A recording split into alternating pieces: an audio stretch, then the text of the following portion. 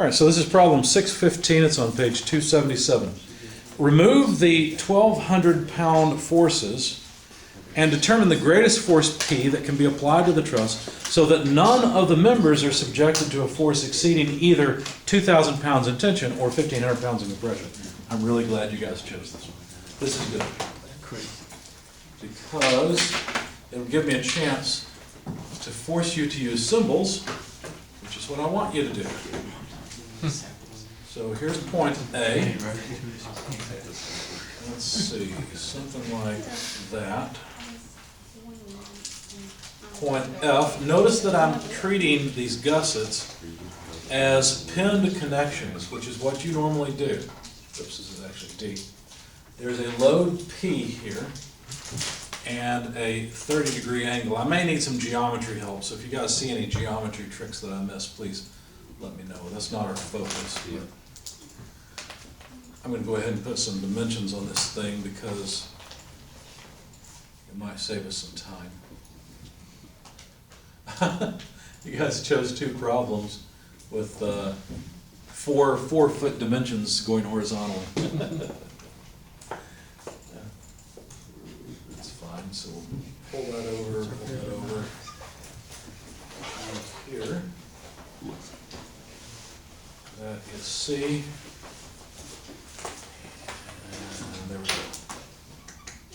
Very good. Interestingly enough, that's the wrong support, isn't it? What do they show us? They show us that this is a roller. Exactly. Why'd they make this a roller? So that way there's no reaction force in the X and Y. Exactly. In fact, if you sum forces for the overall truss in the horizontal direction, because B is a roller, you'll find that A has no horizontal force. Okay. So that's why they did that. So I'm not going to bother writing down that force. Now let me see if I've got everything. Oh, I forgot that this is 30 degrees and therefore the whole thing is symmetrical. And of course, we've got a 4-foot dimension on this side and there as well. Okay? So how should I proceed from here? I better get the force in every member, right? Because I've got, or at least figure out which member has the largest force. That would be another way to go. Where should I begin? What do you think? A? Begin at A. What I usually like to start with is an overall free body diagram. So if I did that, now some forces in the vertical direction, what would I find about the force in the y direction at A and B in terms of the applied force P? That they'd have to, that the sum of them would have to equal. That's right. And since it's symmetrical, each would be Equal to each other? P over 2. Yeah. Yes, equal to each other, but it's symmetrical, and so they're both going to, so the overall free body diagram is pretty trivial to solve. Okay? There's 1,200 pound loads at E and C. They asked us to remove those two for this analysis. We could include them, but they would just add a little bit more work, that's all. All right, so what shall we do from here? Well, why don't we go to point A and just see what happens? So free body diagram for point A. Let's see. We always assume tension. So that's the free body diagram, right? Looking at this free body diagram without performing any calculations, what can you tell me about the force in member AF?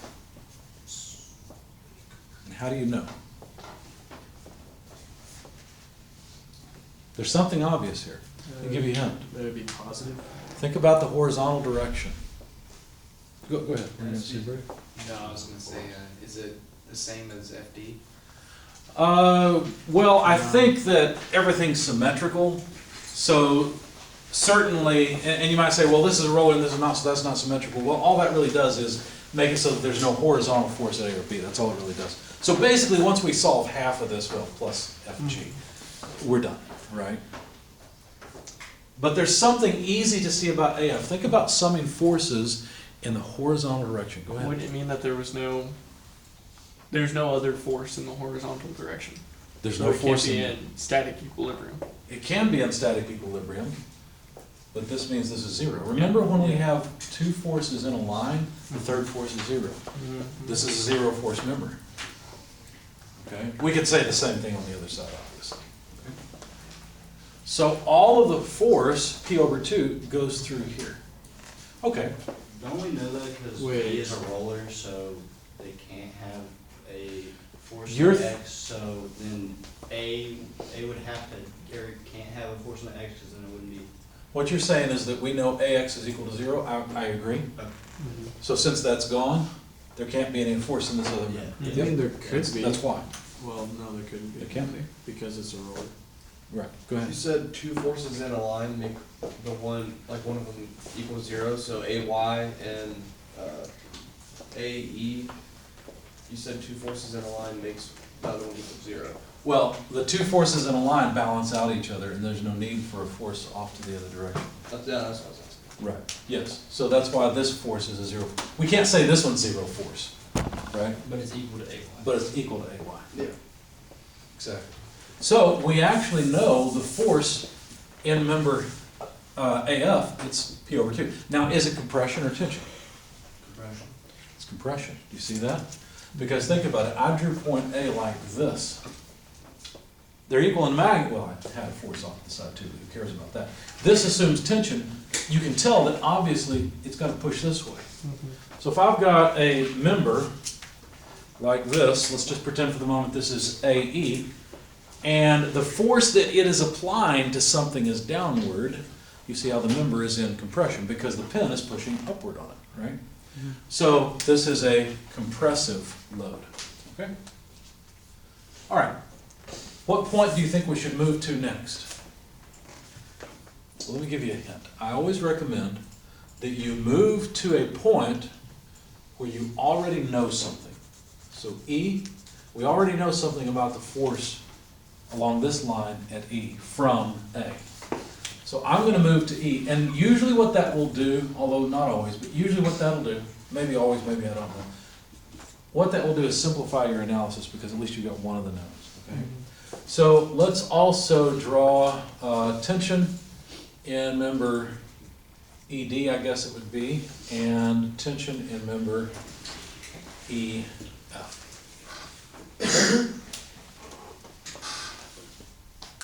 So we've got two equations, two unknowns. What do you think the sum of forces equation would tell you about this point? Sum of forces, I should say, in the vertical direction. What would it tell you? The y component of EF has to be equal to P over 2. That's right. How about the horizontal component, or well, all of ED? That equals 0. It's not 0. That's what counterbalances the horizontal component of EF. So one of them is in, or one of them is the opposite way. That's right. One's going to be in tension, and the other one's going to be in compression. Which way will EF be? Which way does it have to be? Tension. It has to be in tension because look, the only way to counterbalance the vertical component of this force is with a negative vertical component in EF. That's the only way to do it. And therefore, to counterbalance the positive component now in EF, we'll have to have a negative or compression in ED. Make sense? Okay, good. You guys are following me well. Good job. So let me do this a different way. So far what we've done is work with sums of forces in the x and y direction. I'm going to do that, but I'm going to do it graphically. Remember how I told you you can solve forces graphically? And this is something you could do in SolidWorks. It won't work perfectly, but you'll get the idea. So we know we have a 4 foot dimension. What does that do? That makes this angle 45 degrees, doesn't it? So if I were to draw all these forces tip to tail, they better come back on themselves. Let's say I scale this so that this length represents P over 2. Well, then what I would have to do is add to this the force EF. Now I know that EF has to have a vertical component as big as P over 2, right? And then ED has to finish it off. You see that? So this is going to be EF, and this is going to be ED. So what can you tell me about the magnitude of ED, that given that this is a right triangle with a 45-degree angle? It has to equal P over 2. Exactly. So we're doing it graphically instead of summing forces in the x and the y direction. What can you tell me about the magnitude of EF? equals P over 2. It equals P over 2 multiplied by root 2. Right? If I'm thinking right. I can never remember. Is it root 2 over 2 or is it 2 over root 2? I think 2 over root 2 is the same thing as root 2, right? So it's, if root 2 is 1.4 yada yada yada, then yes, this works. So this is a 45-degree angle, so yeah, I'm sure this is right, bless you. So another way to write this is as p over root 2, because this is root 2 squared, so we cancel one of them. Okay. Cool. All right. So isn't that easier than writing sum of forces in the x and the y direction? Well, yes and no. I mean, it's the same thing. Now, one thing you guys will learn about me is that if there's more than one way to do something, I'm going to do it both ways. Because it's instructive to try both and see what happens. So let's sum forces in the x direction, sum forces in the y direction, and do this mathematically instead of graphically and just see what happens. So we've got negative ED plus EF multiplied by, well, I guess we could write it as, let's see, this is 4, this is 4. 4 squared 16, so this side is root 32. If I'm thinking right, correct me if I'm wrong. So 4 squared is 16, we've got two sides, add them up, so yeah, root 32. Or another way to write that would be 4 times root 2, either way. I'm going to leave it as root 32. So EF, we only want, what, the horizontal component, so that would be 4 divided by root 32. And I think that's it for the sum of forces in the horizontal direction. In the y direction, we've got p over 2 positive minus EF 4 over root 32. And of course, let's not forget that these sums are 0. Okay? All right. So if we solve this system of equations, notice that one way to do that is to simply add these two together. Because if you add these two together, those go away. 0 plus 0 is 0. This positive plus negative is 0. And then we have p over 2 minus ED. And so therefore, ED equals p over 2. And we've proven it mathematically, exactly what we expected before. And then if you solve for EF, then what would you find out? Well, EF equals p over 2. I'm going to go from this equation. It's the only one I really, well, I guess I could go through the other one now that I know ED. But let's go through this one because I want to use p over 2 instead. So EF, if I move this to the other side, I'd write p over 2, invert and multiply the fraction, so root 32 by 4. Okay? Remember I said that root 32 is the same thing as 4 times root 2, and we're back to where we started. P over root 2. Okay. This is too fast, this is okay. All right. So what we've just discovered is that the force in member, I wish I had a different color that wrote well. Let me try red and see if it'll write. I'd rather write the forces. Yeah, that's nice. Now we can see it. All right, so we had figured that out. We figured out that this was 0 and this one's 0. So we just discovered that the force in member ED, ED is the horizontal piece, so that was p over 2. And it was compression, right? Because it's pushing this way on E, so E is pushing in the opposite direction on the member. And then this member here, EF, has a force of P divided by root 2. Fortunately, the geometry is pretty straightforward. That's what's making this easy to do in our heads. Okay? So what would you suggest we do now?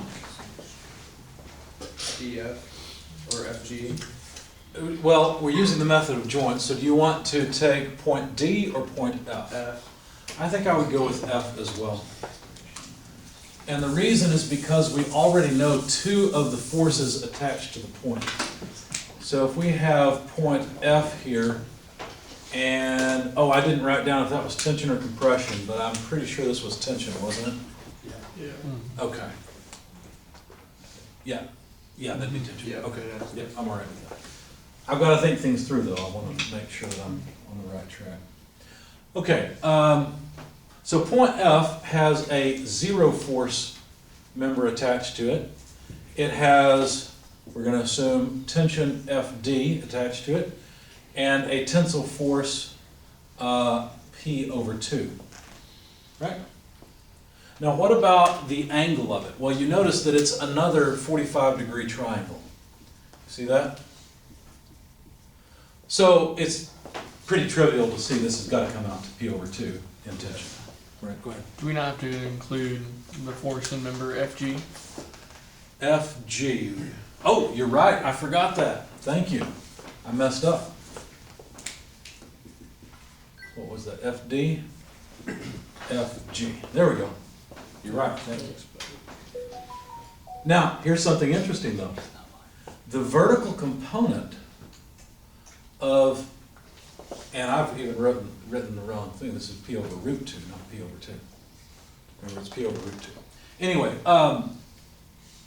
interestingly enough, the vertical piece of this force in EF can only be counteracted by FD, right? And so what that means is that if we were to sum forces in the vertical direction, we'd have, here, let me just write it out. We'd have P over root 2, let's see, times what? Let's see. Well, we could use cosine or sine, or we could use, well, let's just make our lives easy. P over 2, that's gonna be the component of it in the horizontal vertical direction. So that's easy. But this is it's a positive component. So FD actually will have to be compression, right? Yeah. It has to be, this is kind of like playing Minesweeper. Did you guys ever play Minesweeper? Yeah. Okay, that's what this is like. I won't ask how many people loved it or hated it. So all we have is the vertical component of FD, but a way to write that, minus FD times what? Vertical component, so root 2 over 2, if I'm thinking right? No, just root 2. No, that's not right, that would make it bigger. Root 2 over 2, yeah. We can draw the triangle to make sure. So basically we're dealing with a 45-degree triangle. This side's root 2, this side's 1. And 1, so another way to write this is 1 over root 2, which is the same thing as 2 over root 2, or no, root 2 over 2. I get confused with 45-degree triangles, so I have to make sure that my number is either bigger or less than 1, depending on what I want it to do. Do we even have to do anything for that? 'Cause you can see that, what is the FG, we know that's 0 because they have the same. That's the mistake I almost made. I almost made that mistake a moment ago. Hang with me here and you'll see what I'm saying. So what you're saying is, look, this gives us the magnitude of FD, and it looks like that these would basically cancel out. From the geometry. But do they cancel out in the horizontal direction? Notice both of these forces, now that I'm drawing them in the correct direction, I made that mistake too just a second ago. I almost said FG is 0, but it can't be. And that kind of makes sense. Think about it. If you remove this member, the whole thing just does that, right? So there's got to be tension in there, and we'll get its magnitude here in a minute. Okay, so I think we can trust the math now, because I think I've got you can always trust the math. The question is, do I set up the math right? That's the question. I think I've got it set up right. So let's calculate FD, and all we'd have to do is write P over 2 times root 2. So that should simply be P over root 2, which is exactly what you'd expect, right? You would expect the magnitude of this member to be equal to the magnitude of that member. It's just that their horizontal components add. So summing forces in the horizontal direction, we'd have negative P over root 2 multiplied by, well, I guess we'd say 1 over root 2. Would that be right? Yeah, that'd be right. Minus FD multiplied by 1 over root 2. So those two add together in the negative direction, plus FG equals to 0. Of course, FD is the same thing as P over root 2. So we'd get negative 2P over root 2, because there's 2 of them, right? Plus FG equals 0, and so FG is, let's see, that's root 2 times P, if I'm thinking right. Because 2 times, or root 2 times root 2 is 2. So we just cancel one of them. Right? Any questions so far? Are we okay? Do I need to go slower? Have I made a mistake? I think we're okay so far. So, is there tension going each direction in FG? There is. In fact, if you were to draw a free body diagram of FG, there's tension here and tension on on that side. So some students get confused about this and they think, well, then the actual force in this member is 2 times that. No, it's not. Because no matter where you think of breaking the member and imagining the It's the force same with both within the sides. member, it's the same, Yeah. you see. So the force within the member is simply throughout. root 2p. And let's make a note that this is p by root 2. So which member has the largest force in it? Well, root 2 is a smaller number than 2, isn't it? Mm-hmm. So if you have a smaller number in the denominator, that means the fraction's bigger. So there's more force in this member, EF, than in AE. FG would have the. FG, yeah, you're right, that's more right, because this is 1.4 multiplied by it rather than P divided by 1.4. So it looks to me like FG is the one with the largest force, at least in tension. Let's not forget, we've got tension in this member, and we had compression in FD, right? Because remember, our free body diagram showed that something was pushing on the point, and so the point was pushing on FD to compress it. Go ahead. So is FG in tension that way? Positive X direction? Yes. Or is it, so it's It's both? in tension in both, Okay. right? Because the question is not, is it in tension, the coordinate doesn't determine whether something is in tension or not. Having a positive force in the direction of the positive coordinate could mean compression, could mean tension, who knows? I just didn't know if the roller, like, affected that. Well, we've already taken into account the effect of the roller, because the only effect of the roller is we have no horizontal force. Okay? Yeah, good question. Anything else before we continue? I want to ask, what's determining, like, can you just look at P and see where that, like, follow where P could be traveling to instead of having to do all that math? Because, I mean, Well, if you do that, what you're saying is, look, couldn't you just say that P is a load that kind of flows down through the structure? yeah, No, you can't. It doesn't flow through that part of the structure. right. In a sense, it flows down through here, but there's also force in these members. So you can't just use your intuition and say, well, the load just basically goes down through the structure, because it's not true. Go ahead. So it seems, just initially looking at it, it seems weird that we would have a force bigger than P in one of the members. Is that just because it's got 2 sides kind of pulling it apart? Let's talk about mechanical advantage. Is it weird that you can apply a force of, say, 10 pounds on this side and lift a weight of 100 pounds on this side? That's just mechanical advantage. In a sense, that's what's going on here too. And this member is at a mechanical disadvantage, you see.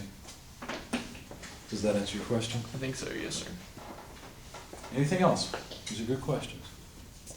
All right, so really what we want to do is find the member that has the largest tensile load, which we did that.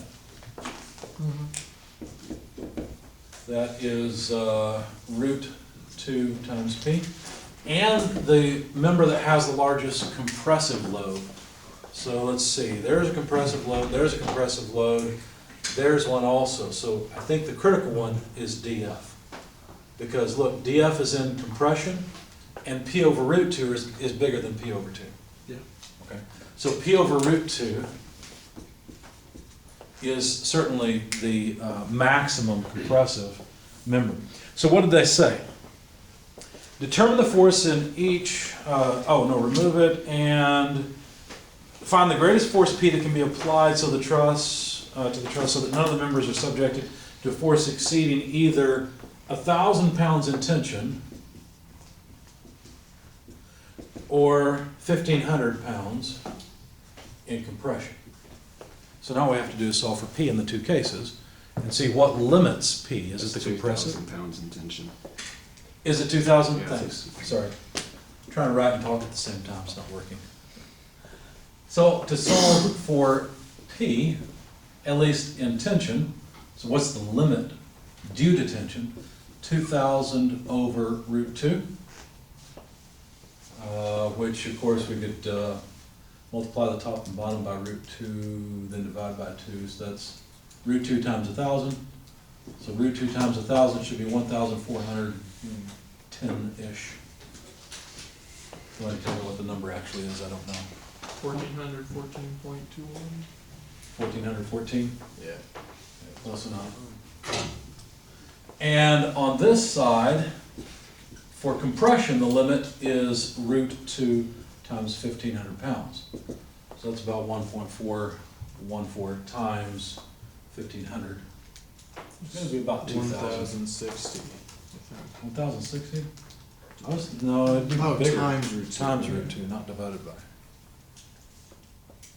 I was thinking it'd be around 2,000 or so. It's maybe. 2,121. 2,121. So, we've got to select a smaller one, right? Because the smaller load is what limits. If we put a bigger load, if we put a load on like this, 2,000 pounds, the tension members have too much load in them. They have more than 2,000 pounds on. Okay? Any questions? All right.